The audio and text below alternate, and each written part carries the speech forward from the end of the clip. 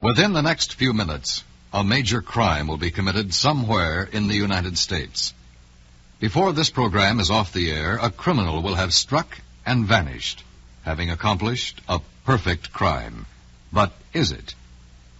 From his files, The Man in Black brings you another story of a crime that was almost perfect, of a criminal who made only one mistake.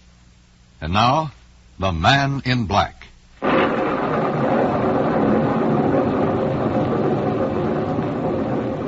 The young man's footsteps echoed hollowly across the cobblestones of the deserted village square.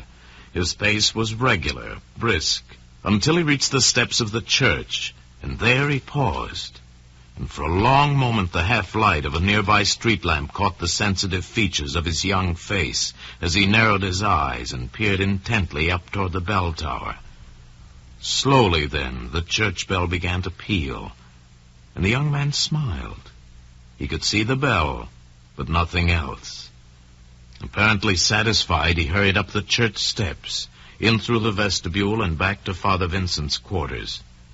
Somewhere along the way, the smile left his face and was replaced by an expression of grave concern. It was this expression that greeted Father Vincent as he admitted the young man to his rooms.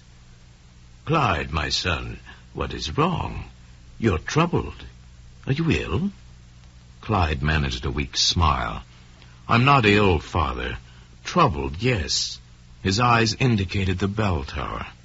It's he, old Branson, who troubles me." Father Vincent evidenced concern. "The sexton? But why, Clyde?" "Why, Branson and I had a long talk this evening. His health is good, exceptionally good, and his faith, his spirits are in excellent order." And here the priest smiled. "Thanks to you, my son. You bring him such happiness." There was protest in Clyde's reply. "Please, Father, listen to me. He'll be down soon. I have to meet him to walk him home. There's not much time to talk. Now, perhaps I'm wrong, but I worry about him climbing to the tower. When I don't worry about him, I fear that he may fall from the tower itself. His health is good, yes, but he's an old man, Father. His step's not as sure as it was. You understand. I felt I had to tell you." A great warmth and admiration reflected in Father Vincent's eyes. "You would have him retire as sexton of our church, son? Why, next to you, this is his whole life. It gave him a usefulness his nature demanded, when he felt there was nothing else to live for. Why, to take it away from him now, to say to him his usefulness is gone, would do a grievous wrong, Clyde. Perhaps a fatal wrong." Later that night, long after old Branson was asleep, Clyde smiled to himself in the darkness of his own room. Father Vincent had reacted just as Clyde knew he would. To relieve Branson of his duties as sexton might indeed prove fatal. Father Vincent and Clyde both realized that. What the good priest did not realize was that keeping the self-same job would also prove fatal for old Branson. The sexton would fall from the bell tower to his death. And Clyde would be miles from the scene of the accident at the time. Or so it would appear. Clyde let a week pass, then 2, and finally he settled on the night itself. He planned it, just as carefully planned every step of his way into the old sexton's heart. 5 years before, Branson's wife and only son had died tragically in an accident, and Clyde had appeared, out of orphan poverty, to take their place. And with very good reason. Old Branson was a man of means in the village. It was widely known now that when the old man died, it was Clyde who would inherit his wealth. But 5 years was a long time, and Clyde waited impatiently for the old man to die. Finally convinced that it was he and the job as sexton that actually kept Branson alive, Clyde settled on a course of murder. In recent months, he had formed the habit of visiting a neighboring community on a certain night each week. On his way out of town, he would wave at Henry at the hamburger stand. Later, as he returned, he would wave at Henry again. Henry would make a fine witness when the time came.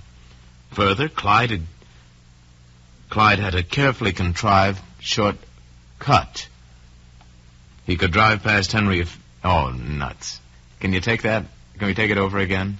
Just pick it up. Go back about a sentence behind it, Paul. Can you cut it out? Later, as he returned, he would wave at Henry again. Henry would make a fine witness when the time came. Further, Clyde had carefully contrived a shortcut. He could drive past Henry a few miles, circle back... Can we cut it and go again? Oh, this is murder. Go back and pick it up at the same place again, Paul. Later, as he returned, he would wave at Henry again. Henry would make a fine witness when the time came. Further, Clyde had carefully contrived a shortcut. He could drive past Henry a few miles, circle back on a less traveled path, seclude his car in the woods behind the church. It was always possible to enter the bell tower unnoticed, and Clyde had proved to himself that no one was visible to the street from the tower. Once he had pushed old Branson from the tower, it would become a simple matter to complete his circle tour and again pass Henry as he entered the village. The night was at hand. With apparent ease, Clyde repeated his well-rehearsed plan. Henry was at his post to wave a greeting. No one else traveled the back road that night, and all was serene as Clyde made his way through the woods, then silently up the narrow twisting steps to the bell tower. Old Branson had just begun to pull the bell when he saw Clyde, and smiled, for Clyde was like his son. Clyde smiled too, and when the old sexton pulled the bell for the last time, Clyde moved quite quickly and surely. The old man fell to certain death without a word. Fittingly enough, he fell noiselessly into the cemetery to the side of the church. Clyde took one brief look below and then made his way as silently as the old man had fallen, back through the woods to his car. Half an hour later, he was entering the village again. Sure enough, Henry looked up from his duties to wave again at Clyde. The circle was complete.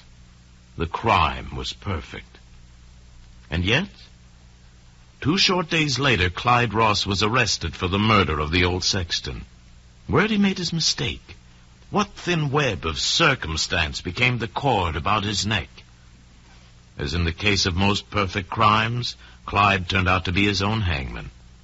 If he had not told Father Vincent of his concern for the sexton's safety, he might well have lived to inherit the old man's wealth. But because he told his story so convincingly, the good father took the problem to the sexton himself. And old Branson, touched by Clyde's obvious love for him, devised a signal for Father Vincent to assure him that all was well. He rang the church bell 4 extra times to signify that he was not in danger, that Clyde was there.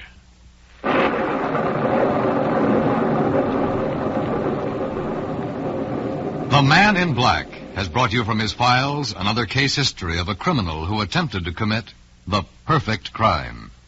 This is the CBS Radio Network.